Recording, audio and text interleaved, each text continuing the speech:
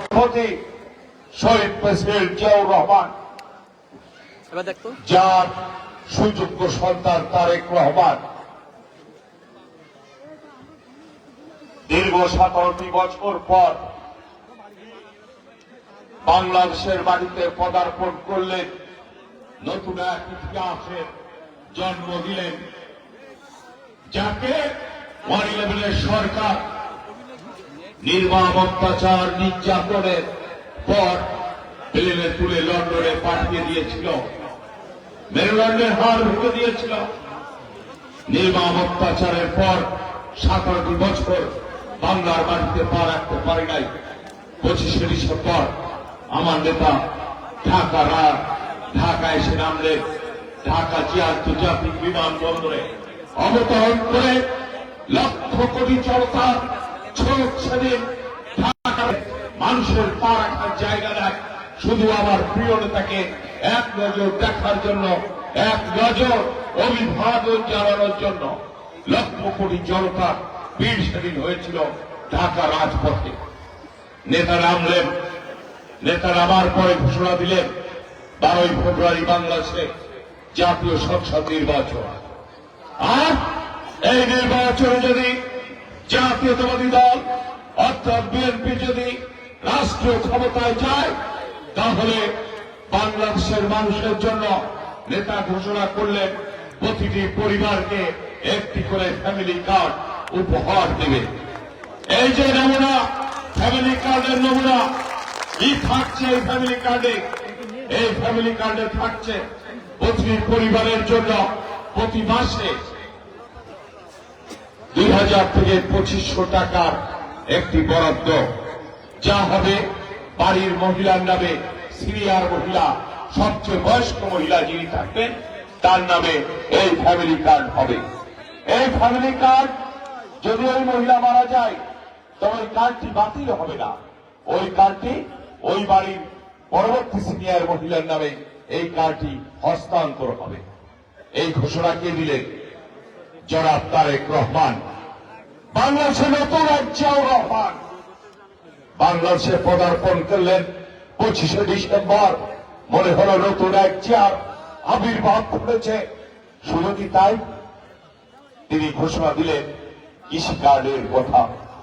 তিনি বললেন বাংলাদেশের কৃষকের দুর্দশা, বাংলাদেশের কৃষকের মুখে হাসি ফোটানোর জন্য ঘোষণা দিলেন কৃষক এই কার্ডে সার পাবে, বীজ পাবে, সেচের তেল পাবে এবং কীটনাশক পাবে।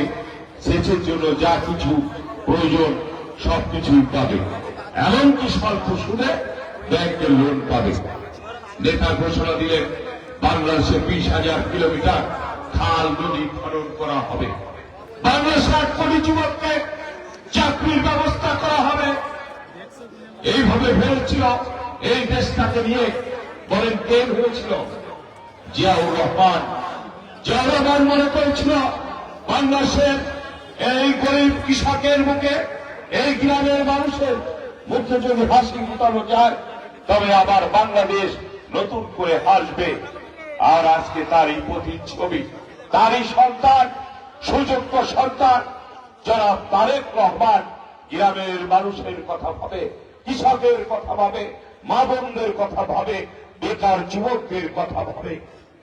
নেতার এক জন্ম হল নতুন জিয়া বাংলাদেশের ইনশাআল্লাহ আগামীতে প্রধানমন্ত্রী হবে। কি সবাই মনে করে না যে বাংলাদেশের প্রধানমন্ত্রী তারেক রহমান হবে? বাংলাদেশের প্রধানমন্ত্রী প্রধানমন্ত্রী আমাকে পাঠিয়েছে আপনাদের কাছে, আমার অবহেলিত কয়রা পাইগাছাবাসীর কাছে আমাকে পাঠিয়েছে, একটি কাগজ ধরিয়ে দিয়েছে। 14টি সমস্যার একটি কাগজ ধরে দিয়েছে। তখন তিনি ছিলেন 8,000 কিলোমিটার দূরে সুদূর লন্ডনে বসে স্কাইপের মাধ্যমে তার পিএসকে দিয়ে একটি কাগজ তার সামনে বসেছিলাম, আমার হাতে ধরিয়ে দিল। আমি প্রথমে ভাবলাম দেখুন রাখি পরে পড়ব। নেতার কথা বলছিল, নেতার কথা শ্রবণ করছিলাম। হঠাৎ করে মনে হলো কি কাগজটাই দিল, একবার না দেখিয়ে একটু চোখ বুলিয়ে তাকিয়ে দেখলাম, খুলে দেখি, তাকিয়ে দেখি 1 থেকে 14টি পয়েন্ট উপরে লেখা আছে কয়রা পাইকগাছা খুলনা 6। এই অঞ্চলে মানুষের সমস্যার কথা, এই অঞ্চলে মানুষের দুর্দশার কথা, এই অঞ্চলে মানুষের ভেড়িবাদের কথা, টেকসই ভেড়িবাদের কথা, এই অঞ্চলের মানুষ বিশুদ্ধ পানি পায় না, লেখা আছে সেই কথা। এই অঞ্চলে মানুষের বৃষ্টি পানি ব্যবস্থা করতে হবে সেই কথা লেখা আছে। এই অঞ্চলের মানুষ হাসপাতাল নাই, চিকিৎসা সেবা থেকে বঞ্চিত। 50 শয্যার একটি হাসপাতাল আছে, এই হাসপাতালকে 250 শয্যার একটি হাসপাতালে রূপান্তরিত করতে হবে নতুন করে। লেখা আছে এই অঞ্চলে একটি পর্যটক কেন্দ্র যদি স্থাপন করা যায়, দেশ বিদেশের লোক আমাদের এই অঞ্চলে আসবে আমাদের প্রাকৃতিক সৌন্দর্য দেখার জন্য, আমাদের জীবজগৎ সৌন্দর্য দেখার জন্য। আর আমার কয়রার মানুষের সেখানে কর্মসংস্থানের ব্যবস্থা হবে। আমার কয়রার মানুষ শ্রম বৃদ্ধি করতে আর ওই সারা বাংলাদেশে ইট ভাটাগুলো ছুটে যেতে হবে না। ওখানে লেখা আছে আমার সুন্দরবনের জলদস্যুদের উৎপাদ, জলদস্যু মুক্ত সুন্দরবন করতে হবে। ওখানে লেখা আছে আমার কয়লার রাস্তাঘাট জরাজীর্ণ অবস্থায় পড়ে আছে, মানুষ চলাফেরা করতে পারে না, দীর্ঘদিন ধরে অবহিত এই রাস্তাঘাটের উন্নয়ন করতে হবে। আমার নেতা আমাকে লিখেছে, বাপি যাও আমার বার্তাটি তুমি কয়রাবাসীকে পৌঁছে দাও। আমি বলেছি তোমাকে যদি কয়রাবাসী নির্বাচিত করে আমরা এই কাজগুলো কয়রাবাসীকে উপহার দেব। এমন 14টা কাজ আমার নেতা আমাকে লিখে দিয়েছে। বাংলাদেশের প্রধানমন্ত্রী যদি উনি হয় আর আপনারা যদি আমাকে নির্বাচিত করে, তাহলে ওনার কাছে যদি আমি চাই এই যে আপনার লেখা 14টি কাজ আমাকে পূরণ করেন, আমাকে বরাদ্দ দেন, উনি কি তখন আর ফিরিয়ে দিতে পারবেন? পারবেন? তাহলে কয়রাবাসী চায় না উন্নত হোক, কয়রাবাসী চায় না উন্নয়ন হোক, আমরা চাই উন্নয়ন হোক।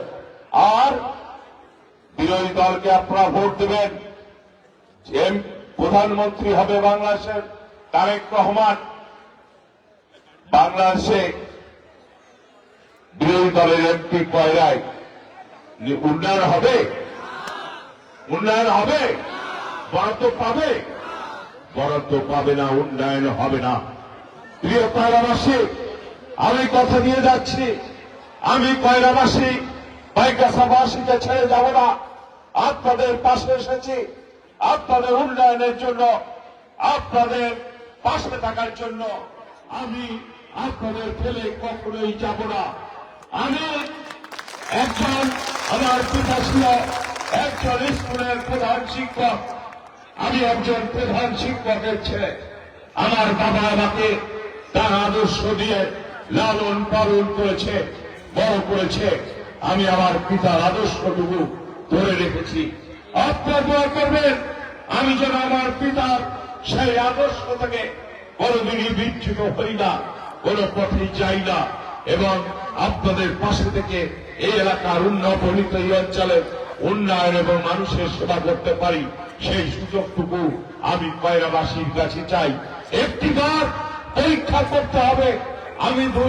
আমি রূপসার শিল্পতলার ইউনিয়ন পরিষদের চেয়ারম্যান ছিলাম দীর্ঘদিন। আমি 2 বাংলাদেশ গভর্নমেন্ট থেকে শ্রেষ্ঠ চেয়ারম্যান হিসেবে স্বর্ণ পদক পেয়েছিলাম।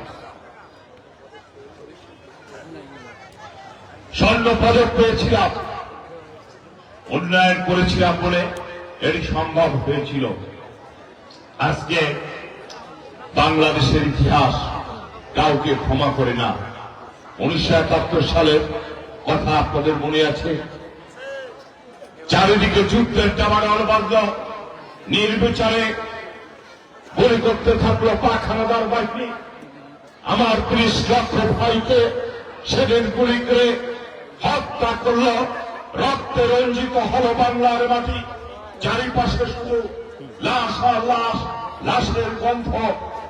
পাকিস্তান থেকে এসে বাংলাদেশে কোনটা মুক্তিযুদ্ধের বাড়ি, কোনটা মুক্তিযোদ্ধাদের ক্যাম্প, কোনটা আমার হিন্দু ভাইদের বাড়ি, ওরা কি চিনত? ওরা জানতো? তারা চিনিয়ে দিয়েছিল। এই সেই জামাত ইসলামী যারা চিনিয়ে দিয়েছিল এটা হিন্দুর বাড়ি, এটা মুক্তিযোদ্ধার ক্যাম্প, এটা মুক্তিযোদ্ধার ঘর। এইভাবে নির্বিচারে হত্যা করল। শুধু তাই নয়, আমার 3 লক্ষ মা বোনকে, ওরা সেদিন আমার সুন্দরী মা বোনকে ধরে ধরে পাক হানাদার বাহিনীর ক্যাম্পে ওদের মনোরঞ্জনের জন্য দিয়ে এসেছিল। আমার 3 লক্ষ মা বোন সেদিন ইজ্জত হারা হয়েছিল। আজকে বাংলাদেশের পতাকা সবুজের মাঝে লাল বৃত্তের একটি লাল রং, এই রং তো রং নয়, ওটা আমার 30 লক্ষ ভাইয়ের রক্তের চিহ্ন। ওই রক্ত যখন আমরা দেখি, আমরা ওই রাজাকারদের ক্ষমা করতে পারি না। ওই রক্ত বড় করে দেয় 71 সালে আমার 30 লক্ষ শহীদ ভাইদের কথা। আমার 30 লক্ষ মাকে সেদিন সন্তান হারা করেছিল। আমার 30 লক্ষ বোনকে সেদিন ওরা বিধবা করেছিল। এর নামই হচ্ছে জামাত ইসলাম। আমরা আগামী 12 ফেব্রুয়ারি ব্যালটের মাধ্যমে জবাব দিয়ে তোমাদের প্রত্যাখ্যান করে বুঝিয়ে দেব আমার ভাইয়ের রক্তের সাথে আমরা বেইমানি করতে পারি না। আমার ভাইয়ের রক্তের সাথে আমরা কখনোই বেইমানি করব না। ভালো থাকবেন কয়রাবাসী, সুস্থ থাকবেন। আমি আপনাদের চিরদিনের সঙ্গী হতে চাই, মৃত্যুর আগ পর্যন্ত কয়রাবাসীর পাশে থাকতে চাই। সকলে ভালো থাকবেন। ধন্যবাদ সকলকে। বন্ধুগণ, এখন আপনার সামনে বক্তব্য রাখবেন খুলনা জেলা বিএনপির সাবেক সভাপতি, খুলনা জেলা যুব দলের সাবেক সভাপতি, খুলনা জেলা যুব দলের সাবেক সভাপতি, খুলনা জেলা বিএনপির দেশব্যাপী আহ্বায়ক, কয়লা পাকিস্তান কৃষি সংগঠন জনতা জনাব মনিরুজ্জামান মন্টু, জনাব মনিরুজ্জামান মন্টু, আপনারা বসুন। এখনই আমাদের অনুষ্ঠান শেষ হবে, এখনই যে অনুষ্ঠান শেষ হবে, আপনারা একটু বসুন। বিসমিল্লাহির রহমানির রহিম। বাংলাদেশ জাতীয়তাবাদী দল অঙ্গ সহযোগী সংগঠন কয়রা উপজেলা কর্তৃক আয়োজিত ধানের শেষ প্রতীকের খুলনা 6 আসনের প্রার্থী মনিরুল হাসান বাপ্পির সমর্থনে আজকে এই নির্বাচনী প্রচার জনসভায় সম্মানিত সভাপতি সাবেক ছাত্রনেতা নুরুল আমিন মাহবুব, মঞ্চে উপবিষ্ট প্রধান অতিথি, আমাদের অগ্রজ জাতীয়তাবাদী ছাত্র দলের সোনালী অতীত, সোনালী অর্জন, রাষ্ট্রের সুরক্ষাত ঢাকা বিশ্ববিদ্যালয়ের সবুজ চত্বর থেকে তার ছাত্র রাজনীতি শুরু হয়েছিল। রূপরাজ মানুষের প্রিয় রাজনৈতিক ব্যক্তিত্ব বিএনপির তথ্য বিষয়ক সম্পাদক জনাব আজিজুল বারী হেলাল, মঞ্চ বিশিষ্ট দীর্ঘ বছর একসঙ্গে ছাত্র রাজনীতি, যুব রাজনীতি এবং বিএনপি করেছি। জাতীয়তাবাদী দল খুলনা জেলা শাখার সদস্য সচিব, বিএনপি চেয়ারম্যান জনাব তারেক রহমান তার হাতে ধানের শেষ প্রতীক তুলে দিয়েছেন। আগামী দিনের এই অঞ্চলের মানুষের ভাগ্য উন্নয়নের লক্ষ্যে জনাব মনিরুল হাসান বাপ্পি উপস্থিত আছেন। আপনাদের গর্বের ধন, এবারের শ্রেষ্ঠ সন্তান, প্রখ্যাত আইনজীবী, খুলনা জেলা বিএনপির সিনিয়র যুগ্ম আহ্বায়ক বড় ভাই অ্যাডভোকেট মোহাম্মদুল ইসলাম, বন্ধু মোল্লা খায়রুল ইসলাম, শেখ তৈবুর রহমান, কামরুজ্জামান টুকু, এনামূলক সদর সহ জেলা এবং স্থানীয় নেতৃবৃন্দ, সহযোগী সংগঠনের নেতৃবৃন্দ, আসসালামু আলাইকুম।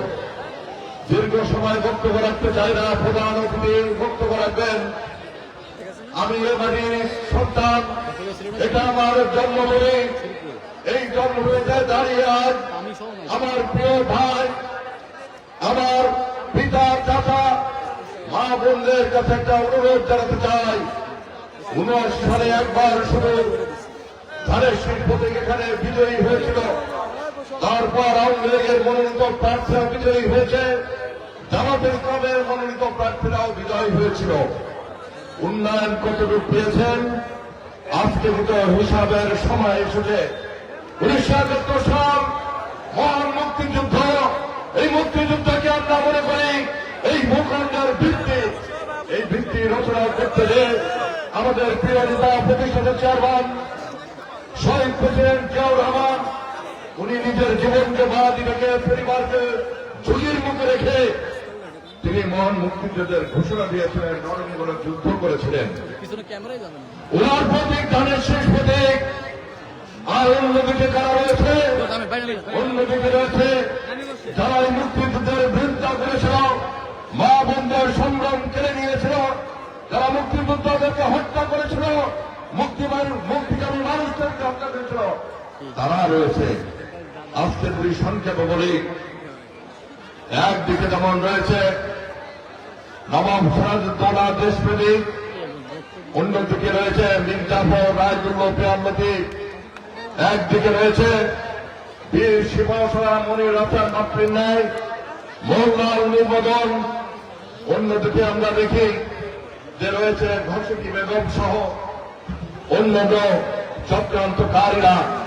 আগামী 12ই ফেব্রুয়ারি নির্বাচনে আপনাদেরকে সিদ্ধান্ত গ্রহণ করতে হবে।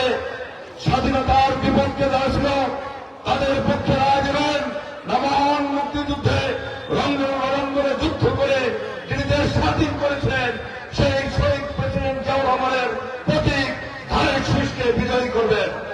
আমি আপনাদের সন্তান হিসেবে বলে যাই, আপনার ধানের শীষকে বিজয়ী করে মনির হাসান মাতৃকে সংসদে পাঠান।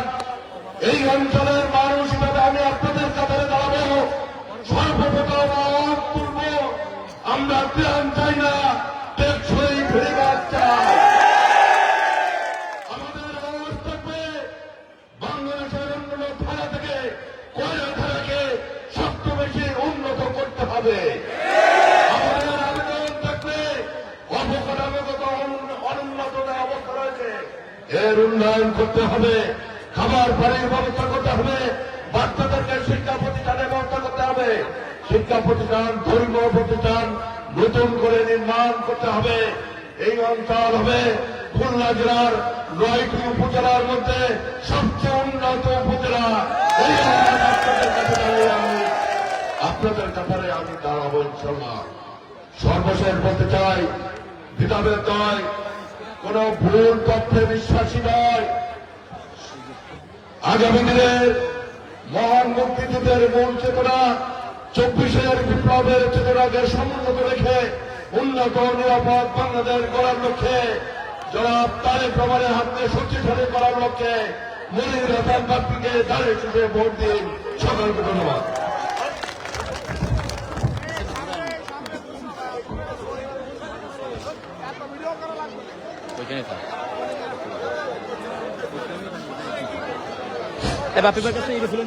প্রিয় বন্ধুগণ, এরপর তাদের সামনে গুরুত্বপূর্ণ বক্তব্য রাখবেন আজকের এই নির্বাচনী জনসভার প্রধান অতিথি, বাংলাদেশ জাতীয়তাবাদী ছাত্রদল কেন্দ্রীয় সংসদের সাবেক সফল সভাপতি, রূপসী রূপসার ছুটি সন্তান, বাংলাদেশ জাতীয় দল বিএনপির কেন্দ্রীয় নির্বাহী কমিটির তথ্য বিষয়ক সম্পাদক জনাব আজমল গনি হেলাল, জনাব আজমল গনি হেলাল।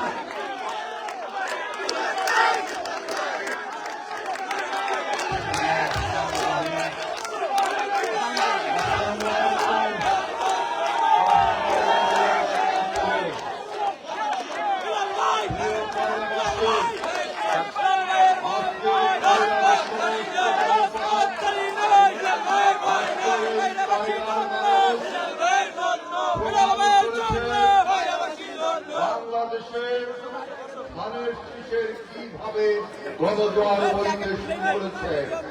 ধানের শীষের বিজয়ের গণজোয়ার সারা বাংলাদেশে, কয়লা সহ সারা বাংলাদেশে কিভাবে প্রবাহিত হচ্ছে তার প্রমাণ করেছে এই কয়লাবাসী আজকের এই মিটিং এর মাধ্যমে। আপনারা জানেন যে বাংলাদেশে ধানের শীষের পক্ষে যে গণজোয়ার সৃষ্টি হয়েছে, সেই গণজোয়ারে ইনশাআল্লাহ আল্লাহর রহমতে বাংলাদেশে ধানের শীষ প্রতীক বাংলাদেশ জাতীয়তাবাদী দল বিএনপি আগামী দিনে সরকার গঠন করবে ইনশাআল্লাহ। কয়লাবাসীও নিজেদেরকে এই বিজয়ে অংশীদার হতে চায়। কয়লার মানুষ, কয়লার মানুষ, খুলনার দক্ষিণ অঞ্চলের মানুষ গত 17 বছর আন্দোলন করেছে, সংগ্রাম করেছে, ফ্যাসিবাদের বিরুদ্ধে আন্দোলন করেছে, অন্যায় করেছে। আজকে যে বিজয়ের সূচনা হতে যাচ্ছে, সেই বিজয় থেকে কয়লার মানুষ নিশ্চয়ই নিজেদেরকে বঞ্চিত করবে না। নিশ্চয়ই সেই বিজয়ে কয়লাবাসী অংশীদার দাবি করবে। আপনাদের এই অঞ্চলে বাংলাদেশ জাতীয়তাবাদী দল বিএনপি এমন একজন রাজনৈতিক কর্মীকে নির্ধারণ করেছে, নির্বাচিত করেছে ভোটের জন্য। মনির Hasan Bappi, I came, I saw and I conquered the world. আসলাম, দেখলাম, জয় করলাম, এরকম কোন রাজনৈতিক কর্মী নাই। দীর্ঘ 30 বছর বাংলাদেশে যতবার স্বৈরাচার এসেছে, বাংলাদেশে যতবার ফ্যাসিবাদ কায়েম হয়েছে, মনির হাসান বাপ্পি খুলনার রাজপথ সহ বিভিন্ন জনপদে তার প্রতিবাদী কণ্ঠ উচ্চারণ করেছে। কোন স্বৈরাচারের বন্দুকের নল, কোন ফ্যাসিবাদের বিভিন্ন লোক প্রলোভন তাকে কিন্তু দামাতে পারেনি। জিয়া পরিবারকে সাথে এবং বিএনপির সাথে নিজেকে সমৃদ্ধ করে সে বুক ভরা দেশ, বুক ভরা সাহস আর মাথায় দেশপ্রেম নিয়ে জনগণের জন্য কাজ করেছে। তাই আমাদের দল বিএনপি মনির হাসান বাপ্পিকে এই অঞ্চল থেকে নির্বাচন করতে দিয়েছে। মনির হাসান বাপ্পির রাজনৈতিক ইতিহাস গৌরবোজ্জ্বল ইতিহাস। তাই বলছি যে আগামী দিনে যে বিজয়ের শুভ সূচনা হচ্ছে, সেখান থেকে ইনশাআল্লাহ আমাদের এই কয়লার মানুষ বঞ্চিত হবে না। আমরা কয়লাবাসীকে আহ্বান করতে চাই যে আমাদের মহান ধর্ম ইসলাম, এই মহান ধর্মকে সংকীর্ণ রাজনীতি দিয়ে ইসলাম বা ধর্মের যত পরিধি, যত ব্যাপ্তি, যত বিস্তৃতি, রাজনীতির পরিধি ব্যাপ্তি কিন্তু তত বড় না। সুতরাং রাজনীতির সংকীর্ণ স্বার্থে আমাদের মহান ধর্মকে বিভেদ করবেন না। আমরা সবাই মুসলিম, আমরা সবাই মুসলিম। এই মুসলিম নিয়ে, ইসলাম ধর্ম নিয়ে যারা একক দাবি করেন, তারা ঢোকার স্বর্গে বসবাস করেন। ইসলামকে অবমাননা করেন, কারণ ইসলাম একটি সার্বজনীন ধর্ম, সমস্ত মানুষের জন্য ইসলাম। সুতরাং কেউ যদি এককভাবে দাবি করেন, তাহলে মানুষ সেটা ভালোভাবে নেবে না এবং হাস্যকরে পরিণত হবে। অনেকে গল্প বানান, বিভিন্ন জনপদে আমি গল্প শুনছি যে অমুক দল দেখলাম, তমুক দল দেখলাম, এইবার নতুন একটি দলকে দেখব। আমরা এই কয়লা মাঠ থেকে বলতে চাই, 71 সালে আপনাদেরকে জনগণ দেখেছে, 71 সালে জনগণ আপনাকে দেখেছে, 86 সালে জনগণ আপনাকে দেখেছে। আজকে আমরা গণ অভ্যুত্থানের ফলে সবাই মিলে রক্ত দিয়ে সংগ্রাম করে, লড়াই করে যে মানুষের ভোটাধিকার প্রতিষ্ঠা করলাম, সেই ভোটাধিকারকে আজকে যারা টাকার বিনিময়ে ক্রয় করতে চান, যারা মানুষের বাড়ি বাড়িতে বিকাশ নাম্বার দিচ্ছেন, যারা মানুষের ভোটার আইডি কার্ড দিচ্ছেন, আমরা এই কয়লার মাঠ থেকে প্রশ্ন করতে চাই, ইসলাম ধর্ম এইভাবে মানুষের ভোট ক্রয়কে অনুমোদন করে কি করে না? ইসলাম ধর্ম মহান ধর্ম, এইভাবে আমাদের ভোটকে নিরীহ নিঃস্ব মানুষের যে টাকার প্রলোভন দেখিয়ে যারা ভোট কিনতে চান তারা প্রকারান্তরে ইসলামকে অবমাননা করেন, অথচ নিজেদের নামের আগে ইসলাম ব্যবহার করছেন। এই সমস্ত সমৃদ্ধি কথা কয়লার মানুষ কখনো মেনে নেবে না। আমাদের এই অঞ্চলের মানুষ নদী ভাঙ্গন কবলিত মানুষ, এই অঞ্চলের মানুষ উন্নত চিকিৎসা থেকে বঞ্চিত, উন্নত শিক্ষা থেকে বঞ্চিত। অনেক মানুষ এই অঞ্চলের নিরন্ন জীবন, নিষ্পেষিত জীবন, উন্নয়ন থেকে বঞ্চিত হচ্ছে। আমাদের দল বিএনপি ঘোষণা করেছে যে এই সমস্ত নদী ভাঙ্গন কবলিত অঞ্চলকে আমরা শুধু স্থায়ী বেড়িবাঁধ নয়, আমরা এমন ভাবে বেড়িবাঁধ নির্মাণ করব, বিএনপির জাতীয় কর্মসূচিতে রয়েছে সমস্ত বেড়িবাঁধে একটা পর্যটন কেন্দ্র পর্যন্ত করা হবে। সুন্দরবনের কন্যা হিসাবে খ্যাত এই কয়লার মানুষের চিকিৎসা সেবা দেওয়ার জন্য বিএনপি যে পলিসি গ্রহণ করেছে আপনারা অনেকে জানেন, অনেকে জানেন না। আমাদের কয়লা যে থানা হেলথ কমপ্লেক্স আছে, এই থানা হেলথ কমপ্লেক্সে আমাদের মনে করেন যে একজন শ্বাসকষ্ট, করোনার সময় অনেকের শ্বাসকষ্ট হয়েছে, 10টা অক্সিজেন সিলিন্ডার আছে, রোগী আছে 20 জন, তাহলে আমাদের এই 10 জন কোথায় চিকিৎসা পাবে? বাকি 10 জন আমাদের সরকার এবার পরিকল্পনা করেছে বাকি 10 জনকে আমরা প্রাইভেট চিকিৎসা, খুলনায় যে সমস্ত প্রাইভেট চিকিৎসালয় আছে সেখানে চিকিৎসা করা হবে। তার সমস্ত দায় দেনা, তার সমস্ত খরচ সরকার গ্রহণ করবে। আপনারা যে ফ্যামিলি কার্ডটা দেখেছেন না, ফ্যামিলি কার্ড, এই ফ্যামিলি কার্ডেও আমরা এভাবে চিকিৎসা সেবা দেওয়া হবে। বিএনপি উন্নয়নের কথা বলছে, উৎপাদনের কথা বলছে। আমাদের এই অঞ্চলে বেকারত্ব রয়েছে, আমরা বলেছি এবার আমরা নির্বাচিত হবার 100 দিনের মধ্যে 1 লক্ষ কর্মসংস্থান করব সারা বাংলাদেশে।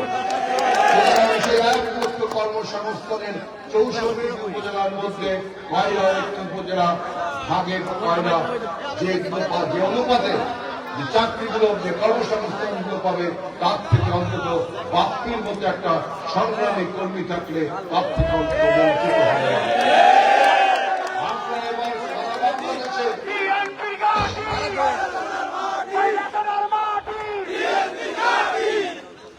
আমাদের এই সারা বাংলাদেশে আমরা 1 লক্ষ স্বাস্থ্যকর্মী নিয়োগ দিব, 1 লক্ষ স্বাস্থ্যকর্মী নিয়োগ দিব। তার মধ্যে 80% হবে আমাদের মায়েরা। আপনার ছোটবেলায় দেখেছেন যে স্বাস্থ্যকর্মী, ডাক্তাররা কিন্তু প্রাথমিক স্বাস্থ্য সম্বন্ধে আপনাদের সচেতন করবে, টিকা দিতে যাবে, বিভিন্ন রকম প্রয়োজনীয় ট্যাবলেট সরবরাহ করবে। এই স্বাস্থ্যকর্মী আমরা 1 লক্ষ নিয়োগ দিব, যার ফলে আমাদের দেশে আপনার কর্মসংস্থান হবে। আমরা সারা বাংলাদেশে 20,000 কিলোমিটার খাল খনন কর্মসূচি করব ইনশাআল্লাহ। এই কয়লা অঞ্চলে যে সমস্ত নদী ভরাট হচ্ছে, খালগুলো বন্ধ হয়ে রয়েছে, বিএনপির জাতীয় পরিকল্পনায় রয়েছে এই খাল খনন কর্মসূচি আমরা করব। আমি প্রথম যে কথা, আমি গুরুত্ব সহকারে যে কথাটি বলতে চাই, বাপ্পি একজন রাজনৈতিক কর্মী, বাপ্পির অঙ্গীকার, আমাদের বিএনপির অঙ্গীকার, আমরা এই কয়লা এবং পাইকগাছাকে চালাবো, পরিচালনা করব, তা'মুরুনা বিল মারুফ, সৎ কাজের আদেশ দিব মানুষকে। এটা বাপ্পির অঙ্গীকার, বিএনপির অঙ্গীকার। মানুষকে আমরা সৎ কাজে আদেশ দিব, ওয়াতানহাউনা মাহিয়ানিল মুনকার, মানুষকে অসৎ কাজে আমরা নিষেধ করব। আমরা বলতে চাই, হিন্দু, মুসলিম, বৌদ্ধ, খ্রিস্টানের বাস করি এই কয়লা পাইকগাছা, এই কয়লার হিন্দু মুসলমানরা সম্প্রীতির সাথে বসবাস করবে। যারা এই সম্প্রীতি নষ্ট করতে চান, চাঁদাবাজি করতে চান, দখলবাজ করতে চান, সন্ত্রাসবাদ করতে চান, তাদের প্রতি আমাদের আহ্বান রয়েছে, সাবধান হয়ে যান, সাবধান হয়ে যান, চাঁদাবাজ সন্ত্রাসবাদের কোন স্থান বিএনপিতে হবে না। তারা আজকেই পরিচয় থাকুক না কেন, একজন চাঁদাবাজ সন্ত্রাসবাদ অন্যের উপর আক্রমণ করে এমন সন্ত্রাসীর কোন রাজনৈতিক পরিচয় থাকতে পারে না।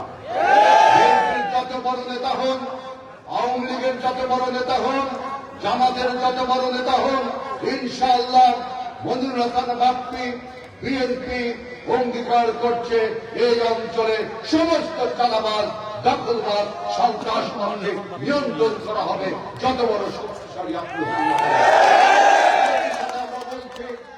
আজকে যে সমস্ত চাঁদাবাজ সন্ত্রাসবাদ দখলবাদরা ঘুরে বেড়াচ্ছে, যে সমস্ত রাজনৈতিক দলের ছত্র ছয় ঘুরে বেড়াচ্ছে, হতে পারে আপনি আওয়ামী লীগ করেন, হতে পারে আপনি জামাত করেন, হতে পারে আপনি বিএনপি করেন, হতে পারে আপনি অন্য রাজনৈতিক দল করেন, আমাদের ধানের শীষে এবার অঙ্গীকার সমস্ত চাঁদাবাজ সন্ত্রাসবাদকে রুখতে হবে।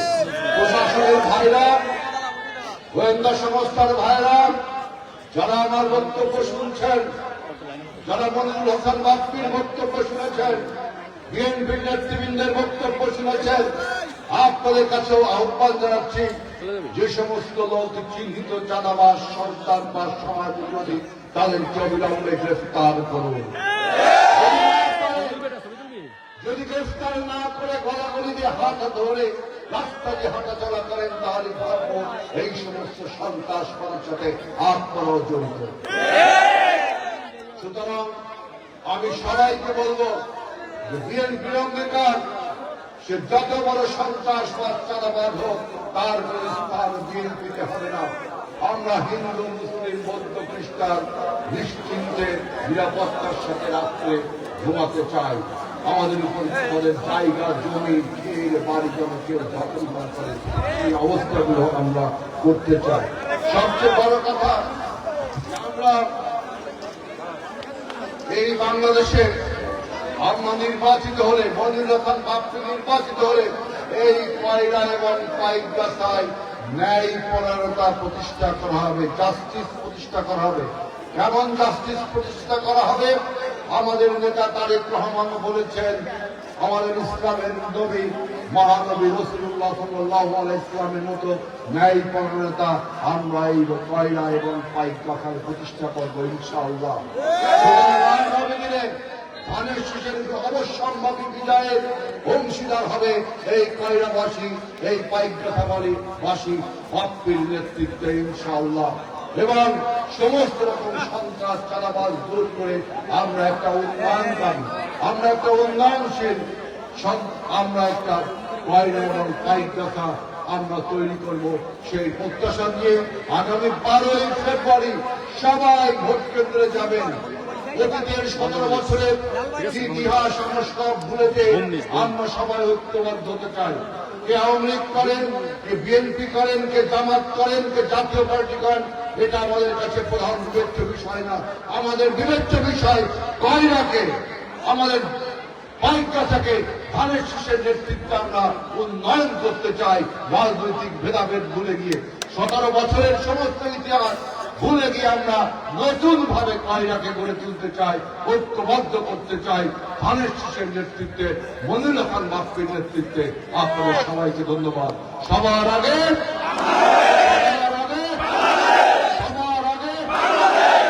দিলে ধানের শীষে, দেশ গর্বের বিলের পিছে, দিলে ধানের শীষে, দেশ গর্বের বিলের পিছে, তরুণদের প্রথম ভোট ধানের শীষের পক্ষে হোক, তরুণদের প্রথম ভোট বাপ্পীর পক্ষে হোক, ধানের শীষের প্রথম ভোট বাপ্পী ভাইয়ের পক্ষে হোক, ধানের শীষের প্রথম ভোট।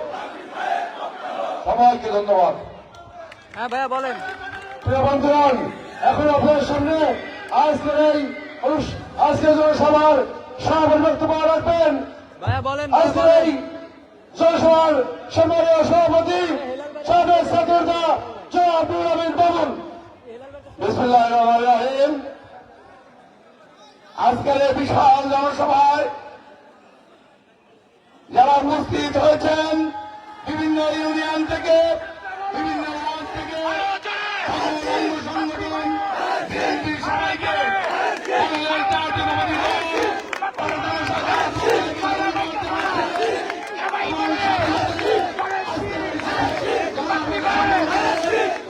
জনগণকে সফল এবং সুন্দর করার জন্য সমস্ত জনগণকে ধন্যবাদ জানাচ্ছি এবং আজকের জনসভা